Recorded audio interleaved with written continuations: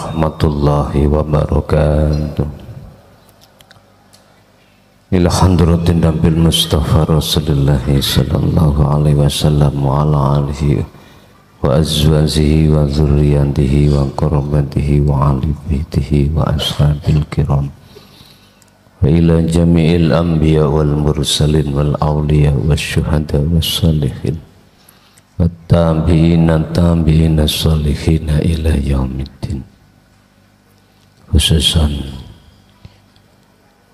ila jami'i man tabi'ani wa ila abaina wa ummatina wa azdatina wa masyayikhina wa auladina wa azwajina wa dzurriyyatina wa ahli baitina wa jami'i man ta'allama fi hadzal kitab. Lahumul Fatihah. Bismillahirrahmanirrahim.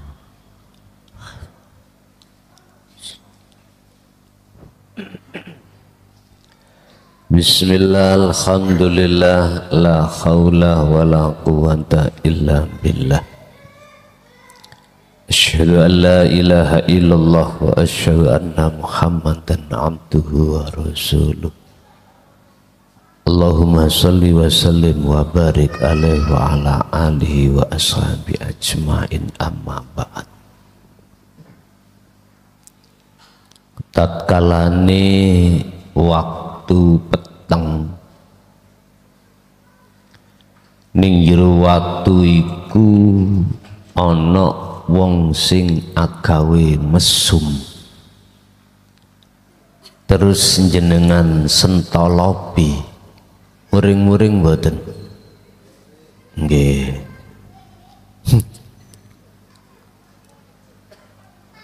Apa maneh gak mesum alias garwane dhewe muring-muring mboten? Muring-muring.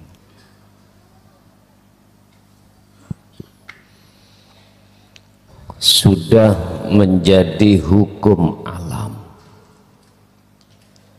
Siapa yang berani membawa kebenaran di tengah-tengah umum, di sini ada beberapa konsekuensi yang harus ditanggung.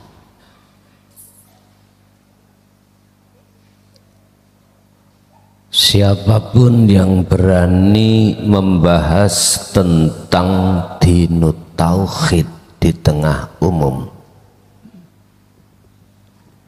wajib menghadapi beberapa resiko atau konsekuensi.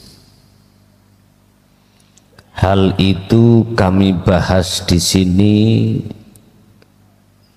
setelah malam tadi dapat petunjuk untuk kami tulis. Ada 3 alasan konsekuensi yang harus ditanggung oleh seseorang yang berani untuk menyampaikan kebenaran. Laksana seseorang memberikan cahaya di tengah-tengah kegelapan. Lah di tengah kegelapan itu banyak orang yang berbuat mesum. Siapa yang berani membawa cahaya makrifat terhadap orang-orang umum,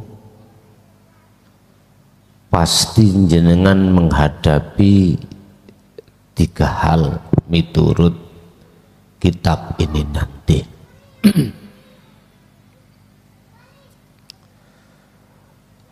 Qala musannifu rahimahullah, dawuh sapa kiai musannif, al-awaqibu utawi pira-pira resiko, konsekuensi itu idza dzakarat tatkalane wani nyampeake opo al haqiqatu kebenaran. Ada beberapa resiko terhadap seseorang manakala berani menyampaikan tentang hal ini.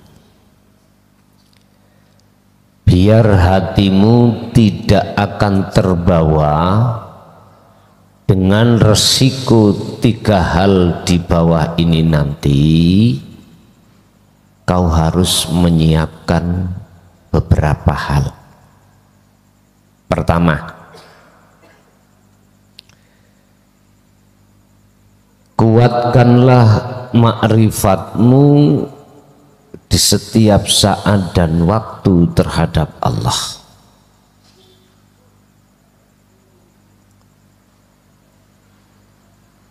Untuk menguatkan ma'rifat hatimu terhadap Allah dibutuhkan waktu demi waktu untuk selalu tidak bosen-bosennya hatimu berzikir. Pun iku kuncine. Sebab orang yang mencacimu nanti tidak hanya orang jauh darimu, bahkan orang dekat. Bagaimana dampaknya kalau orang dekat? Entah istri, entah suami. Pasti resikonya meluas tambah. Makanya biar hatimu kuat ketika saat datangnya cacian, tidak mudah dirimu menyalahkan. Kuatkan dulu makrifat hatimu terhadap Allah. Pertama. Kedua, seringlah kau mencari masalah. Seringlah kau mencari masalah. Dan di dalam masalah itu gunakan melatih hatimu untuk memandang Allah. Umpama dalam keluarga nggak pernah tukaran, dalam 1 bulan harus tukaran. Lungge, ane ayem-ayem melempem ae kaya apem terus piye majune. Cari masalah. Tah masalah perkara apa? Cari. Yang ketiga, seringlah untuk mengevaluasi diri dalam hal ngetes hati ini. Kira-kira kuat enggak jenengan niki ati iku memandang Allah di saat keadaan sing rapenak. Berarti apa? Ya belajarlah apa yang merasa kau miliki itu berikan pada orang lain, biar betul-betul kosong rasa hak milikmu itu. Lu ngene iki ya perlu, entah kok gemehno ponakamu, entah kok gemehno rondo tuwa, luwih-luwih rondo no.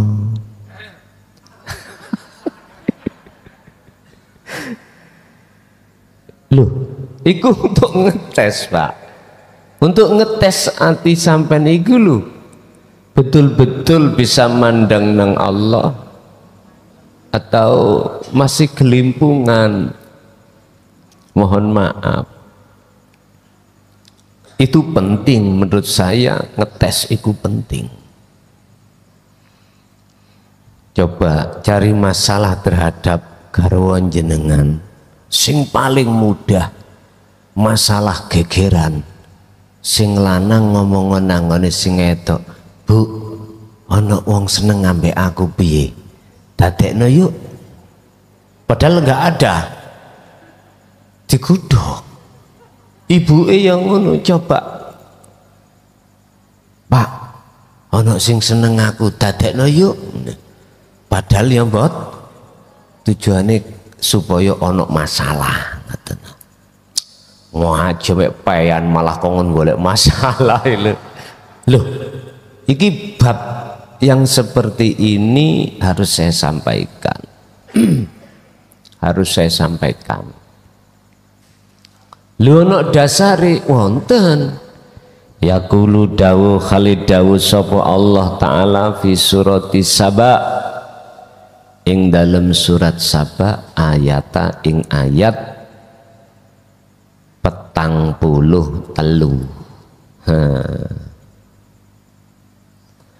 Bagaimana ketika saat jenengan ini menyampaikan kebenaran, melatih kebenaran di tengah-tengah masalah, di tengah-tengah umum, bagaimana? Wa idza tutlah, rupane ayat lantat kalani den wacaake, den terangake, alaihi ming atasi mereka iku ai al-kuffar, orang umum. Al-kuffar iku nek cara tak maknani khusus itu orang yang hatinya ditutup Allah, atau orang yang hatinya masih kebek wujude makhluk ning atine. Ketika kau berani menyampaikan terhadap mereka apa sing den sampaiake, ayatina ing biro-biro ayat ingsun, kata Allah, bayinatin kang jelas-jelas atas kebenarane. Maksudnya pundi?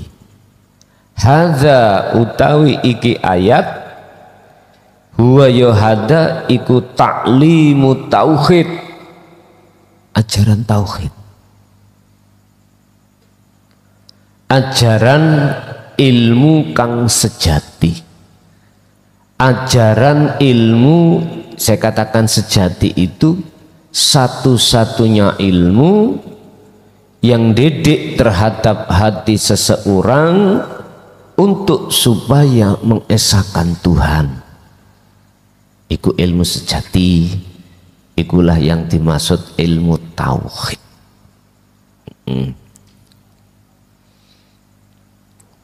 Iki seragame sapa Pak gawe?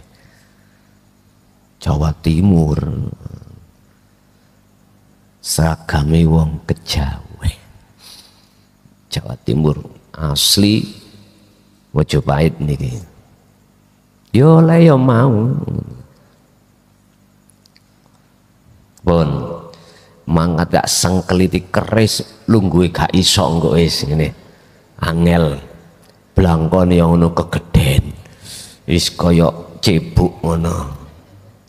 Pun bagaimana ketika saat kau berani menyampaikan kebenaran itu di tengah-tengah golongan orang-orang awam, qalu mongko ngucap sapa wong awam, ma hadza illa rajulu yuridu ayyasuddakum amalan kana ya'budu aba'ukum. Ma utawi ma hadza ora ana utawi apa iku illa rajulun kejaba wong lanang yuridu. Rajulun niku sang penyampai manglo, dalam hal ini Kanjeng Nabi maksudnya. Yuridu kang ngarepake sapa rajul ayyasuddakum ing yen to ngalang-alangi sapa rajul kum ing sira kabeh. Iki golongan wong am ngomong nang bolone kabeh. Gampangane pengikuti kabeh diomong. Amma saking opo kana kang ono opo ma iku ya budu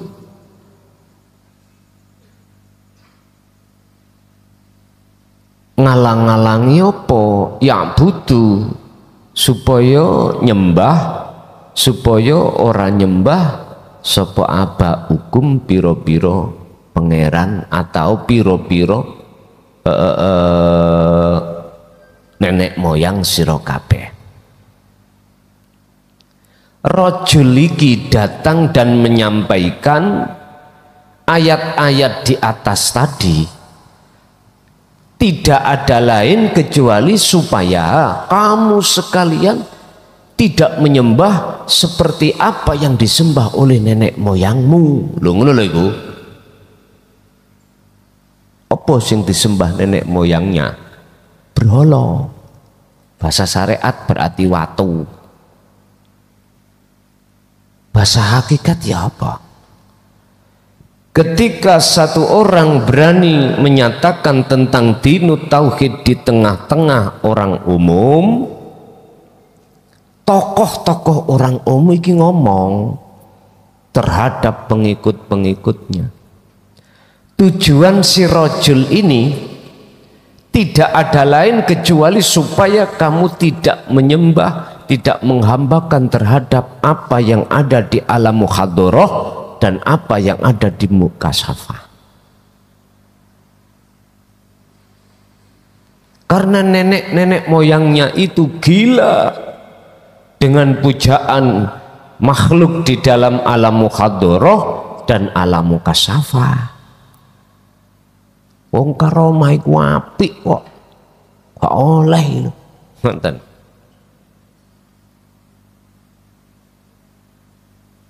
Kalau saya terus terangkan jenengan iki si rajul iki dituduh untuk ureh-ureh syariat wis titik. Syariate wong syariat padahal iki salah paham. Oleh gak paham apa yang disampaikan si rajul ini akhirnya jadi salah paham. Bukan perkara si rajul melarang Anda untuk melakukan sholat, enggak. Si rajul datang itu memberikan cahaya supaya waktu Anda sholat itu bisa khusyuk atau ketemu Gusti Allah, ora ketemu genderuwo. Ngoten lho karepe. Wis blak-blakan ae kula.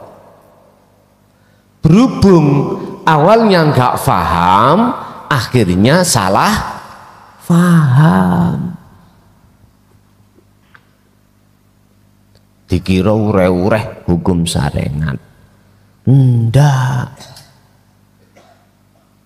Terserah hukum syariat Anda melakukan apapun, perilaku aktivitas dohir semuanya itu syariat. Yang terpenting bagaimana ketika berlakunya jasadmu di dalam hukum syariat, ruhaniyahmu jatuhnya pada gesang. Madepe menyang urip, tondo-tondone iku dikatakan sudah menghadap, dalam hatimu tidak merasa dirimu yang bisa melakukan. Ini maksudnya di situ. Berhubung dereng belum selesai makalah itu bawantah. Rajul iki teko ya, tidak ada tujuan niat apapun kecuali menghalang-halangi dirimu melakukan perbuatan seperti nenek moyangmu. Lho ngono lho. Nenek moyangnya apa? Hakikatnya nyembah berhala, Pak. Salat nyembah garangan, salat nyembah genderuwo. Lah karepe si rajul tak kasih cahaya iki supaya tidak nyembah garangan. Apa garangan jare wong luar pulau? Garangan itu kewan yang sukanya makan ayam itu lho Pak. Insanga, musang ya musang, luwak, ibu yang ngomong luwak, monggo sampai nak sampean. Mereka itu belum sudah suudon. Mengapa mereka bersikap seperti ini? Faqalu lan ngucap sapa mereka. Ma utawi Quran iki berarti ajaran tauhid lho sing dimaksud ma. Hadza yawma iku illa ifkun. Kejaba tekone muftaron kang den ada ono. Mereka mengatakan Quran iki adalah hasil rekayasa Muhammad. Ngoten lho. Diada-adakan oleh Muhammad. Iki bahasa sarengan. Bahasa hakikat, apa makola per makola yang kami sampaikan yang unsurnya itu dari dinu tauhid, dianggap mereka iki sesuatu yang kami adakan. Sekarang gini aja lah,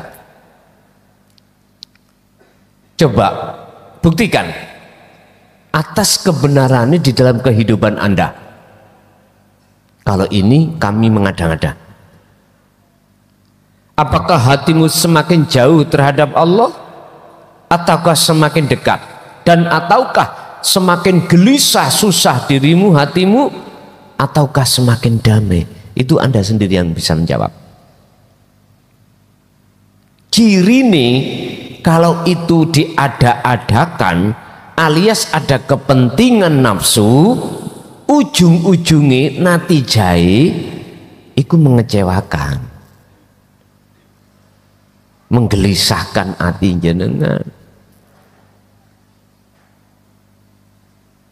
Cahaya datang itu sebetulnya untuk menerangi jagat yang gelap. Bagaimana mungkin hatimu akan menjadi hati yang terang sementara cahayane kok tolak? Bahkan ini dikatakan tadi mahadza illa ifkun muftaron. Tauhid iku yo diada-ada. Rekayasa, hasil rekayasa raine kelason. Ya terserah awakmu, karepmu. Kuwi percaya ya bongko, gak percaya ya bongko kok akhirnya. Ya didelok ae piye ngono. Faqala lan ngucap sapa alladzina kafaru, wong sing ra percaya, ngucap lil haqqi maring kebenaran. Ini ngomongi tambah gak enak bos iki bos. Lamma ja'ahum in hadza illa sihrun mubin. Iku ya sihire klason. Wong padha teko grutuk-grutuk. Kena sihire klason yo. Cuk ini. Lah terus piye nyene yang ngono ae? Iki diapakno? Lamma ja'ahum semangsane teka hum ing rajul, sapa rajul hum ing kufar, in hadza sak temene iki rajul iku illa sihrun kejaba mung tukang sihir mubinun kang nyata.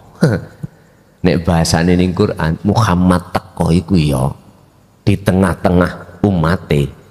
Dia iku gak ono sapa-sapa kejaba status dia tukang sihir. deloken umat asale gak ngikuti iku sebab kena sihir lho, kayak ngono Pak tuduhane. Gak kualik ta, gak kualik ta. Sihir iku Pak, cirine sihir iku urusan donya. Wis iku endingnya itu perkara donya, iku sihir. Nek wahyu endingnya itu urusan keahatan Allah. Iku bedanya antara sihir dan wahyu. Tapi berhubung awali wis salah paham, gak paham akhir tadi salah paham. Omongane sing koyok ngono kuwi, ya Allah ya wis diapakno maneh. Iku wis resikomu. Nek kuwi wani-wani bahas tentang tauhid di tengah-tengah orang awam, ya siap-siap diludahi kuwi.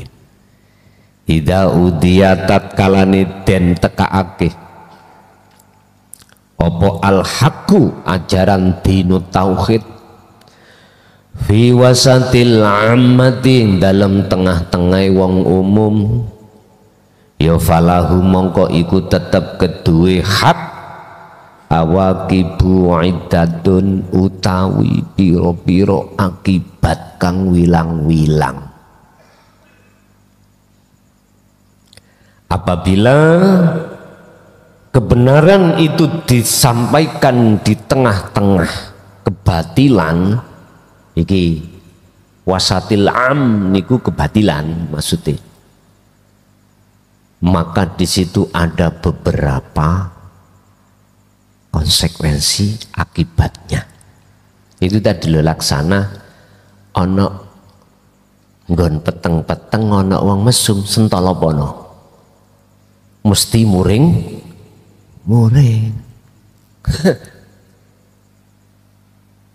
wong mesum iku senengane nggon peteng. Ngerti mesum gak men? Ya.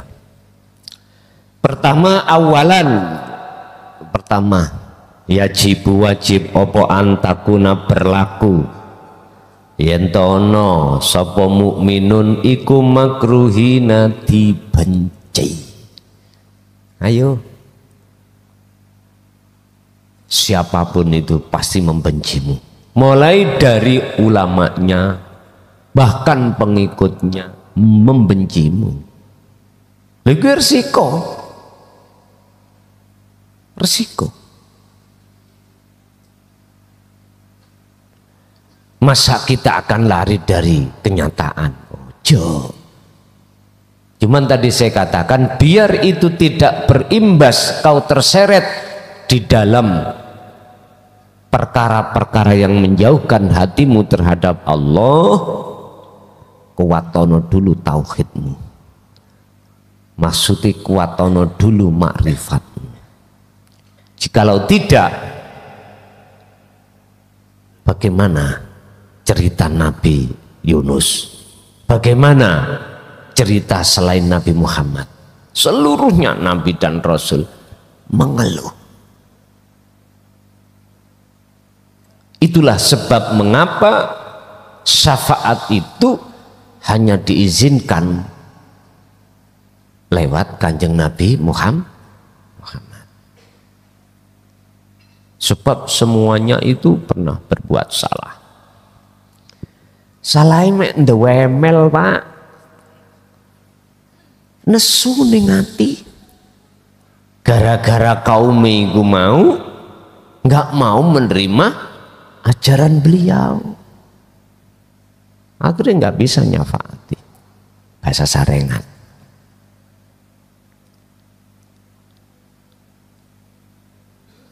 Hanya Nabi Muhammad inilah satu-satunya miturut kisah dikatakan al-maksum ada di situ. Jadi ketika dapat cacian dari masyarakat sebab tidak mau menerima tentang ajaran beliau, apa komentar beliau? Diapakno wong durung paham. Ngoten nek. Diapakno. Lah wong durung ngerti ya dimaklumi.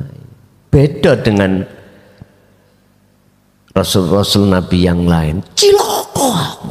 Durung-durung ngilangkan. Tenan kok.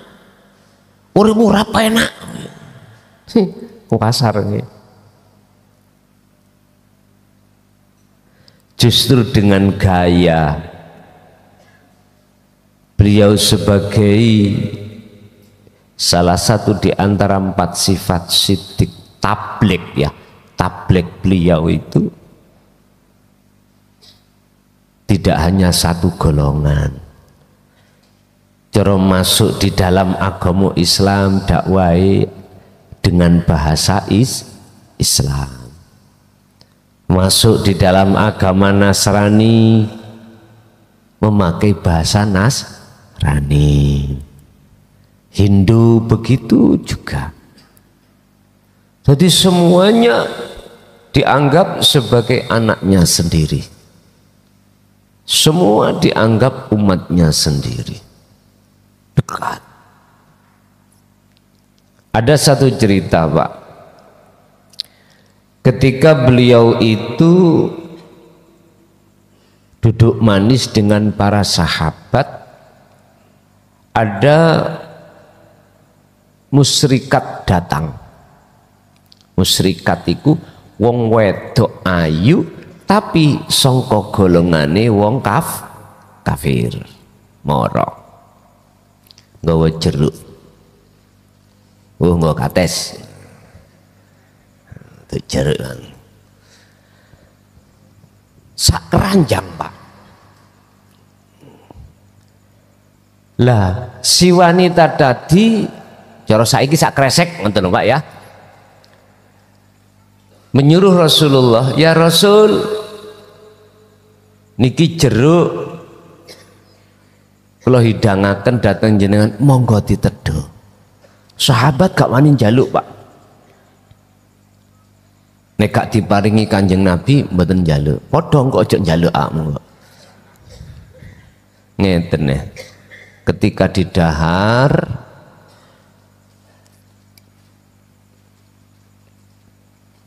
aslinya kewecut.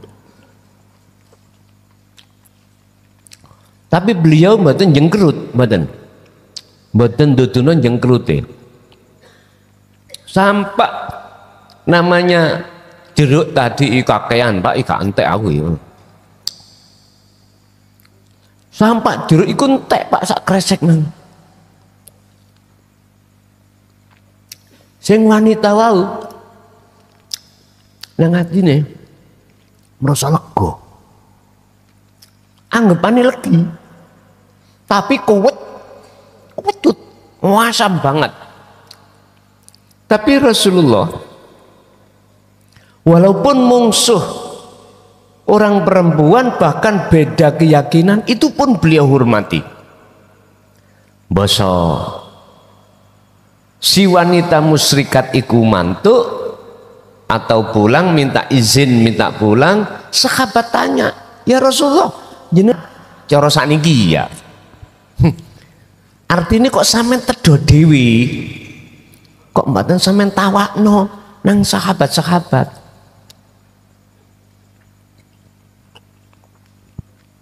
Jawabannya bukan ngeten, aku sebabnya luwih, enggak.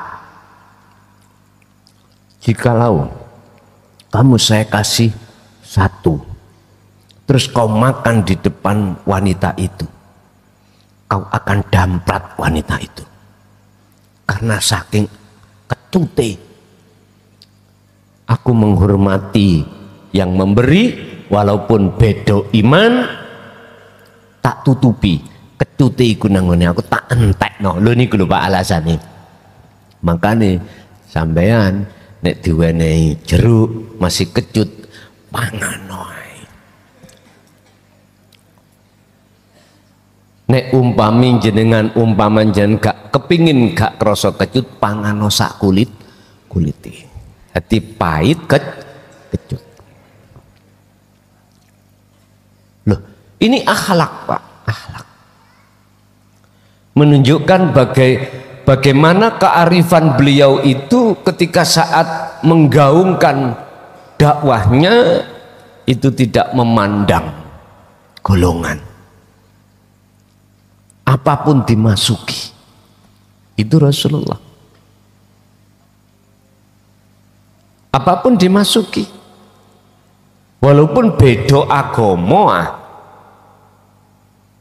bahasa dohir, beda keyakinan, bahasa dohir, tapi sebetulnya semua itu satu tujuan. Oleh karena banyak yang tidak mengerti jalannya menuju tujuan aslinya Ahad Esa, iku didunungno. Lho ngoten lho niki. Akhirnya beliau punya menyandang satu status. Ngapunten. Jikalau bertemu musuh, pasti beliau disegani. Kalau bertemu teman, dihormati. Disegani. Beda lho Pak, ditakuti ambek disegani itu beda. Nek disegani itu berarti ada sesuatu yang condong terhadap dirinya, cuman belum kesampaian. Bapak Ibu, resiko jenengan dicaci oleh golongan-golongan yang tidak mau menerima dino tauhid, itu resiko yang pertama. Dan ini saya tidak hanya bicara aja, langsung ku alami sendiri. Dan itu bagi saya tak anggap sebagai masakan yang menyedapkan, gitu aja. Anggap aja masakan yang menyedapkan. Wong namanya lombok iku pedes Pak. Nek sampeyan nek jenengan dahar, jenengan makan lombok itu ya mesti ora penak. Ya harus sampean barengno ambek UT atau makanan yang lain. Oh malah sedep. Wong masak ibu kan lombok gak enak Bu nggih. Iya. Pun wa ayyuqala lan yento den ucapake sapa sing ngucap ya orang-orang yang enggak suka anta'alimikum saking ajaran sing kok sampai no kuwi annaha ing sak temene ta'alim iku dhalalatun, sesat. Ajaran yang untuk mengesahkan pada Allah, menunggalkan kepada Allah, mereka menganggap itu ajaran sesat. Mengapa mereka menganggap sesat? Sebetulnya alasnya sangat mendasar. Karena tidak paham, gitu loh. Kuncinya ada di situ.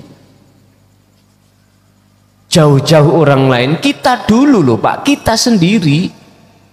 Sebelum paham tentang masalah pengajaran tauhid, sedikit banyak jenengan iku mengomentari orang yang bertauhid, wah, iki sesat iki. Ngacul kok jari sholat,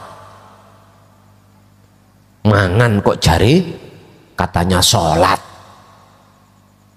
Gak paham yang dimaksud sholat, as-sholat itu bagaimana, nggak paham. Menurut pahaman mereka yang dimaksud sholat terdiri dari, mohon maaf, diawali takbir, diakhiri salam.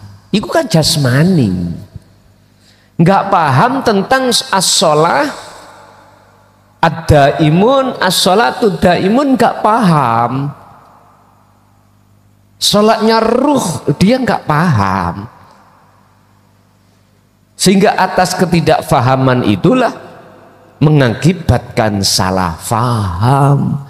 Akhirnya mengatakan apa perilaku ruhaniyahmu itu dianggap dhalalah. Wis, semua begitu memang. Dan itu proses yang harus Anda jalani. Manakala besok-besok di antara Anda itu Allah takdirkan sebagai penggaung dinu tauhid, bisa Anda titeni besok. Makanya sok kitab iki sampean pek. Kitab iki sok sampean simpen. Jadi apa yang sudah kami tulis gawanen titenono kejadiani bener apa ora. Nek umpama saya wis mate kok gak cocok, mes aku otak-otaken. Ngerti otak-otak jebolen ya, mesane jebolen umbul-umbulno. Lah wis penak loh. Penak. Nek durung mate ya mate dhisik we. Nek durung mate takin. Nek kan cocoke. Ya wis penak ta, Pak? Penak. Siji, Anda pasti dibenci dan juga Anda pasti ajaran Anda dikatakan sesat.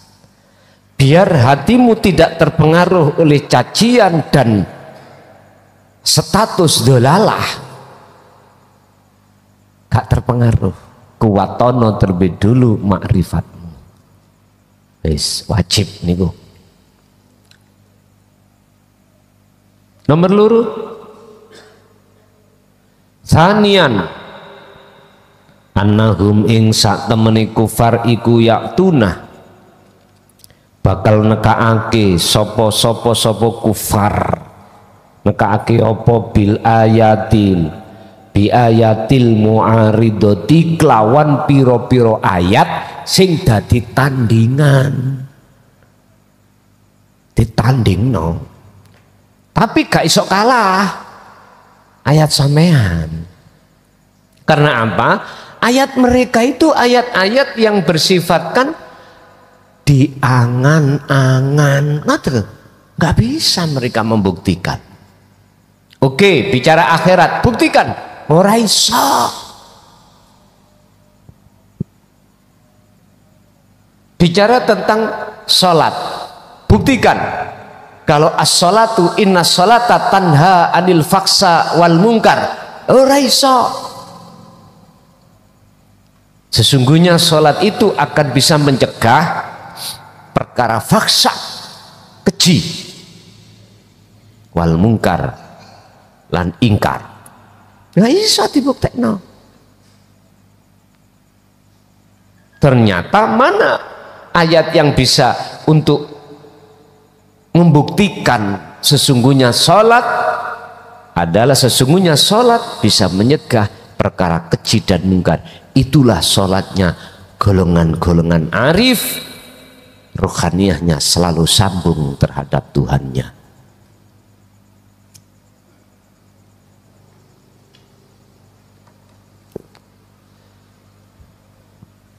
Salate amge kados nyenengan kali kula ya wis rebo gedang. Sing penting gugur kewajiban. Mari ya wis plas. Waktu sholat nyembah nang jenengan Gusti, bar sholat aku tinggal Gusti, Gusti Allah kayak model ngono.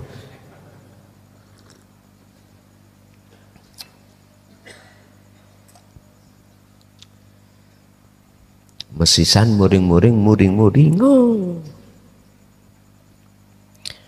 Apa tujuan mereka menghadapkan tandingan ayat? litakdzibil haqqi krono arai nyalahake perkara sing hak wa ta'mini tapi gak iso Pak nyalahna sing hak gak iso. Kebenaran ini tidak bisa dibantah oleh dalil apapun, gak bisa. Contoh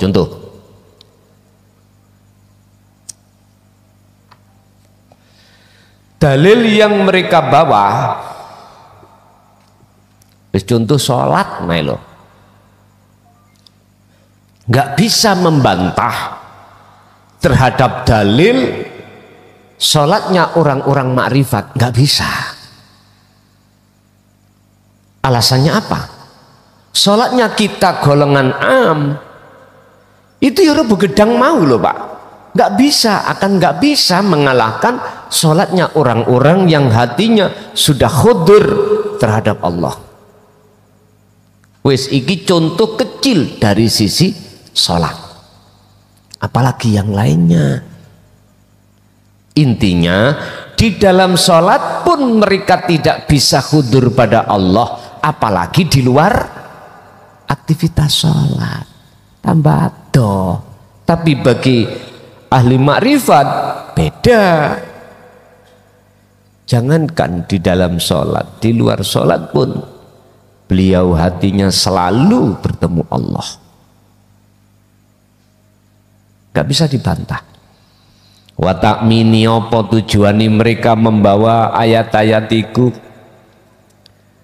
ngamanake sapa-sapa kufar atba'ahum ing pira-pira pengikuti kufar, supaya apa diamano dengan dalil-dalil. Nyun sewu dalile macam-macam. Nah kowe pengin uripmu penak dunya, duitmu akeh, nyo wiritana iki, nyo karomah iki, wis nyun sewu pasanono iki, wiritana iki, wis tah bengi akmu adosa kembang mayang, kembang melati, kembang sembujo, wis entek kembang-kembang wangi iku dikumpulno dadi siji, wis harum awakmu kok. Tujuannya apa? Ngamanno pengikuti kuwi mau. Kadang-kadang ayo metu teko golong aku murtad kamu. Wis kuwi dadi wong murtad nek gak ngikuti aku. Atau kau akan saya katakan selingkuh. Ayo berguru nang lian yang lain. Selingkuh sebab enggak ada matahari dua atau kembar.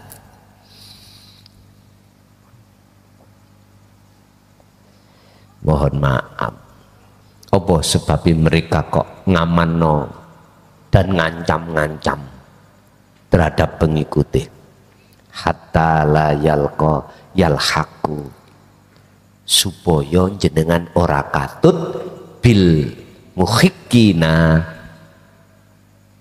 terhadap golongan-golongan yang bertauhid, supaya jenengan iki gak kelangan pengikut. Iku lho intine. Sebab nek pengikutmu merotoli, nah, otomatis populermu ya berkurang. Nek pengikutmu iku merotoli, sing kok pajeki itu akhirnya berkurang. Biasanya riyo iku angsal 15 karung gula, amplope niku kandel-kandel. Ya Allah Pak, setengah gelang sing gak nemu. Mereka gak sing marah.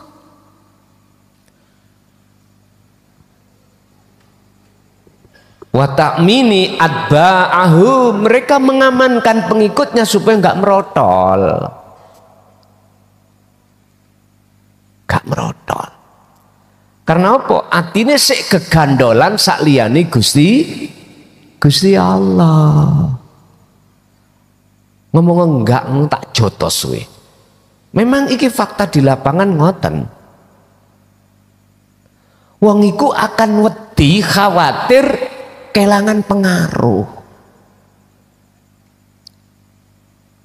Lewat merotoli pengikut. Pendidikan Jaya Baru gak kenal iku. Gak kenal. Gak sir minggato. Ngoten tok wis. Malah enak bendino aku gendaan nang wak epret. Karon. Loh iya. Tapi bukan berarti jenengan rawuh itu tidak saya muliakan. Bahasa hablum nanas tetap saya anggap sebagai tamu Allah. Ayo dites, monggo mene buyaro ya. Pondok putri, pondok putra sing kholwat nang kene mungkin minggato. Kira-kira kelason seneng apa mboten? Loh, dites sembarang ayo dites. Nek sampean wis kuat ati sampean, aku yakin jenengan mesti istiqomah hati jenengan datang Allah. Ngoten tak. Aku sudah tidak punya prinsip kelangan pengaruh, wedi kelangan pengaruh, wedi kelangan santri pengikut ora. Wis gak masuk ning Jaya Baru, gak masuk sama sekali. Tapi saya katakan, apa tujuan Anda diletakkan di dunia ini? Yang kedua, sisa umurmu tinggal berapa? Sudahkah kau ketahui jalan kematianmu? Arahnya kemana? Ya sudah. Istilah Jaya Baru iki wadah, tempat untuk berbagai thariqah manapun silahkan masuk, yang tujuannya suluknya biar bener. Itu bagaimana? Udah, ini fasilitas dari Allah. Urusan sing gak seneng ya monggo cari lagu nih. Minggir tak tubruk ya apa kok? Orang minggir tak tubruk ya lho Pak.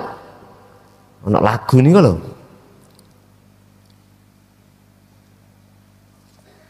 Orang minggir ketubruk nih lho. Apa ya? Bon. Wis iku konsekuensi yang kedua, mereka akan ngetokno dalil yang tujuannya untuk mematahkan dalilmu. Ingat, kebenaran yang hakiki ini tidak bisa dibantah dengan dalil apapun. Maksudnya apapun yang ada di sekitar dalil-dalil mereka yang berbicara. Contoh tentang akhirat, buktikan. Pundi akhirat, nggak bisa. Alam kubur, buktikan, nggak bisa. Mung jarine tok. Tak rungok-rungokno wak mudin ngomong, fulan, bareng ngono habis itu dirimu akan didatangi malaikat mungkar nakir. Mesti ini mudin sadurunge ngomong ya kudu ngerti, wis tahu diparani malaikat mungkar mesti ini ngono. Gak mung jarene dikandakno jarene jare akhirnya anak turun sampai kapanpun tembung jare. Dan ini lho Pak, artinya apa? Quran iki Pak, wahyu Allah yang tertulis, Anda tidak akan pernah bisa membuktikan keabsahannya, kebenarannya jikalau Anda tidak melihat Quran yang ada di dalam dadamu. Intine ngoten mriku. Lah, untuk bisa memandang Quran di dalam dadamu, Mau tidak mau Anda harus mengikuti risalah Kanjeng Nabi sebagai inti wahyunya, yaitu la ilaha illa anta wa ana, baru sakit ketemu. Tidak cerdas gak gelem. Bon.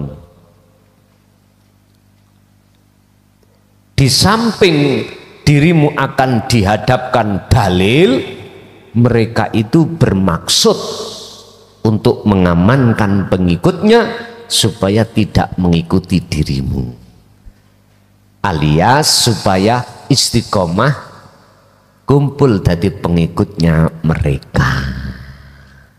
Inilah Pak yang kumaksud banyak domba-domba yang tersesat.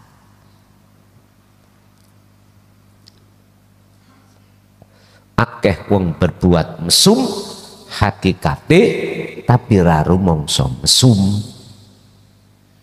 Contoh dibuka titik ae. Jenengan sholat merasa diri dalam hati iman jenengan kang bisa sholat, iku mesum sampean. Iku mesum. Sampean telah berbuat mesum pada Allah, tapi nggak kroso. Lah, datangnya cahaya iki lah Pak, dinu tauhid itu untuk merubah karakter hati.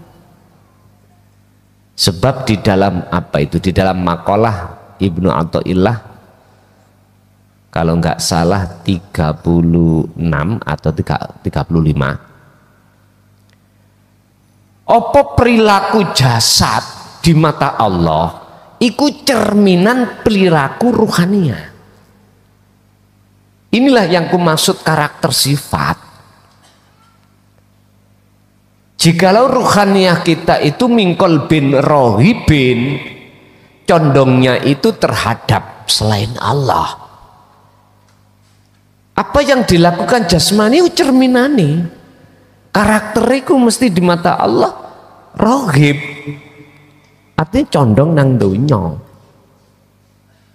Loh, ini gak iso dicolong, Pak.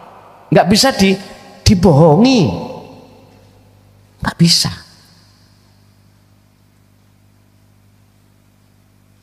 Makanya ada yang katakan nontok uang itu ya perilaku ninjero itu tontonan perilaku ninjobo di mata Allah. Iku apakah condong nanggone Gusti Allah? Apa condong nang sakliyane Gusti Allah? Kari ngunutno. Nomor 3, amal ladina napun utawi wong akeh ya baluna kang padha bisa nrimo sapa ladina. Nrimo apa sing ta? Nrimo pengajaran tauhid iki. Iku tatmainnu, mongko bakal dadi anteng apa kulubuhum pira-pira atine aladina. Orang-orang yang hatinya dalam kegelapan, ketika saat cahaya makrifat lewat dinut tauhid itu disampaikan, ini nggak bisa dibantah Pak, akan menjadikan hati Anda itu semakin lama semakin damai. Ini nggak bisa dibantah. Kebenaran ini nggak bisa dibantah. Siapa yang berjalan ke arah barat, semakin lama pasti arah timur kau tinggalkan. Siapa yang hatinya terus condong pada Allah, maka semakin lama hatimu akan semakin jauh terhadap urusan dunia. Dan itulah yang dimaksud tatmainnu qulubuhum. Hatimu akan tambah damai. Gak gampang hati itu gelisah terus menerus. Kalau namanya takdir gak enak ya siapapun gak susah Pak. Tapi jenengan tidak berlarut-larut. Karena apa? Karena yang ada di dalam hatimu itu cahayanya asroko, mencorong. Jadi ya, akhirnya mudah hatimu kembali kepada Allah. Al-khulasatu utawi ringkesane, idza udia tatkalane diurutno dinyalaake apa nurul ma'arif, cahaya kemakrifatan ing dalam atine sinten kuno siapapun yang Allah kehendaki, zalat mongko dadi ilang apa azulmatu perkara kang metengno ati. Apabila nur makrifat itu Allah nyalakan di dalam hatimu, saat itu juga wujud sakliyane Allah buyar, hilang, nggak ada. Yang terpenting bagaimana caranya Allah, apa alasannya Allah, asbabun nuzulnya Allah mengurupkan, menyalakan nur makrifat dalam hatimu. Hanya satu.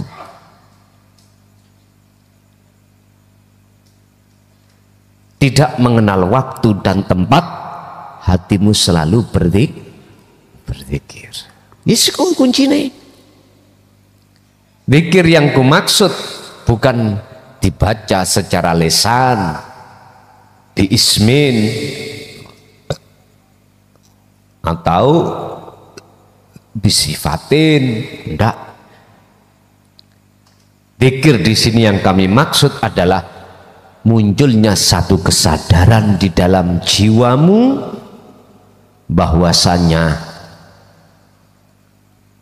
la maujudan ilallah, bahwasanya la yarawna li anfusihim say'an, bukan dirimu yang melakukan, bahwasanya yusahid annal fa'il wallahu ta'ala, yang berlaku Allahnya, dirimu sudah nggak ada. Ini yang menjadikan apa alasan Allah menyalakan nur makrifat di dalam hati hamba yang Allah kehendaki. Nah, di sini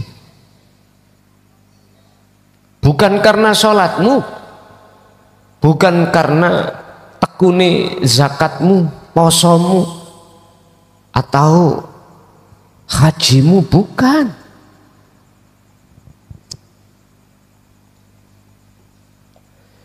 Makanya dalam satu ayat, mengapa ketika saat bertanya terhadap babakan ilmu tauhid tidak boleh bertanya orang yang ahli ilmu, tanyalah pada orang yang ahli zikir. Karena ahli ilmu itu hanya bisa menerangkan, katanya, tapi orang ahli zikir sudah mempraktekkan. Makanya saya katakan,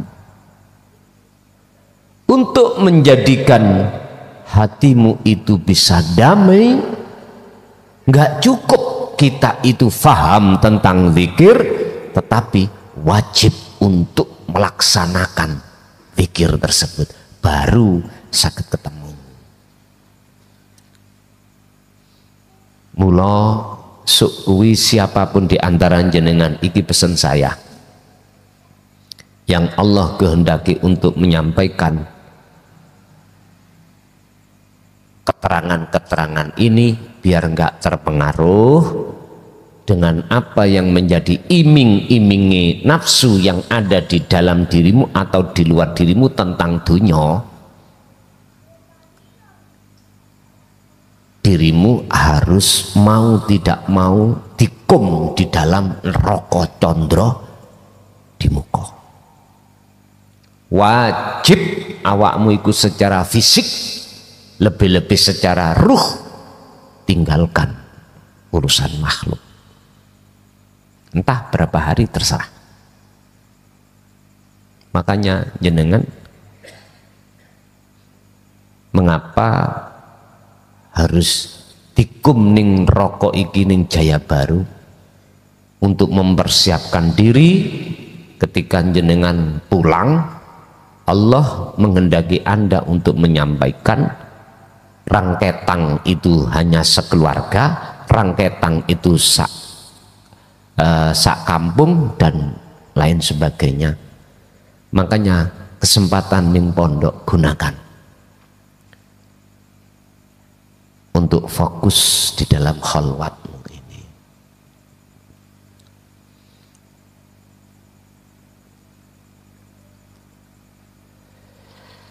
Bapak Ibu hadirin rahimakumullah. Ringkasan yang kedua adalah janganlah kau takut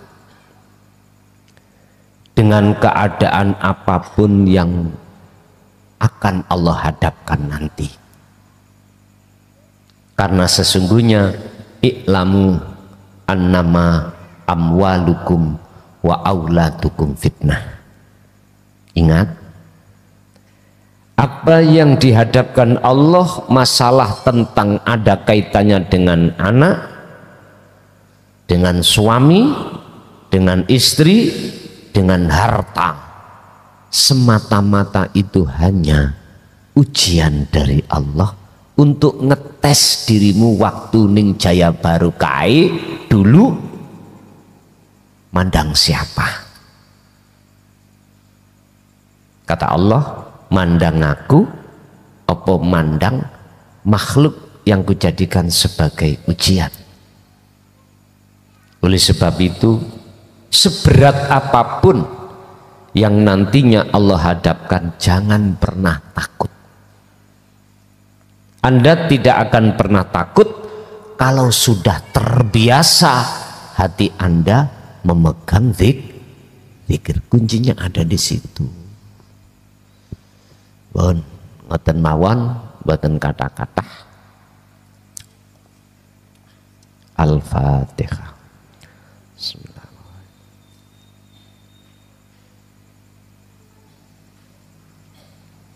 Akhirul kalam. Assalamualaikum warahmatullahi wabarakatuh.